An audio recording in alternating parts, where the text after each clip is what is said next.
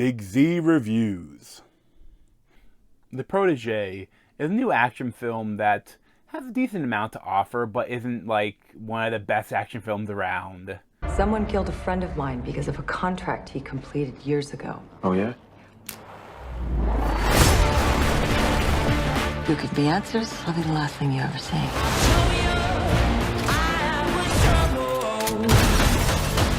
Why don't you just consider it a mystery best left unsolved?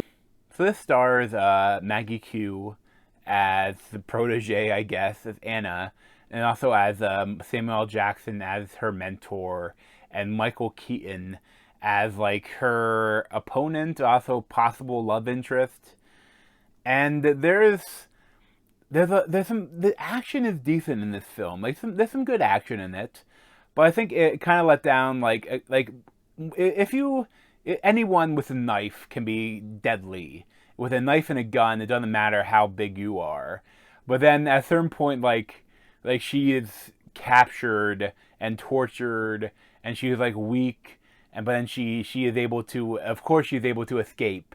You know, they always do that scene. Like that's like a trope in everything, in video games and action movies.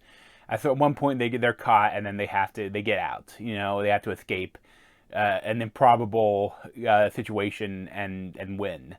But this one, against four big strong men, and Maggie Q, she doesn't look like a physical phenom. You know, she looks like a model. She's beautiful, but she looks like a model. She's like maybe 110 pounds soaking wet, and like she's kind of like she has to get out and kill these four guys, and like it breaks my immersion a little, because like if you see him, you know, if she's just stabbing people, like other times in the film, like she does surprise, like she's an assassin, and like yeah, she could definitely do it, and she does the action really well. But some of these moments kind of just like, oh, okay, like yeah, you're gonna throw that 250-pound guy. You know, but Samuel Jackson though is really good as her mentor, and like she like has to like go on a quest. She has to go back to like Vietnam where he had rescued her, and like get revenge, and they kill these horrible people that are there, and like the person that's kind of defending him though is Michael Keaton, and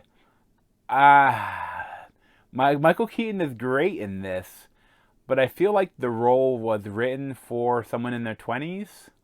Or like, even Maggie Q is too, she's a little older too, but like, the funniest thing is that at one point, like, there's some like drama with like one of the other guys that's working for the bigger bad that wants to kind of get rid of Michael Keaton because he thinks he'll take his place.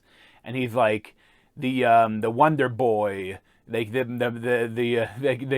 call them something that like is like he's like the next, like he's like the young guy that like is rising up the ranks, and it's like he's like 70, you know, or 60, whatever.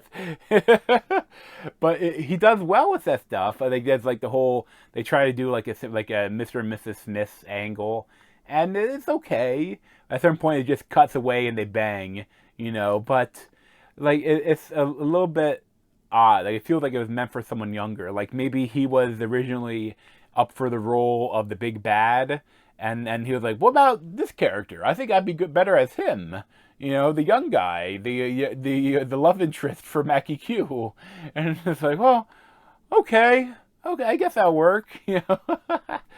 But, I mean, it's a fun action film. I wouldn't recommend it, like, I probably wouldn't recommend going to theaters, but, like, when it hits on demand or when it hits Netflix, I think it definitely could be a good one to check out. I'd probably give, like, a 7 out of 10. But thanks for watching. If you want to say more, you can subscribe down below. Thanks.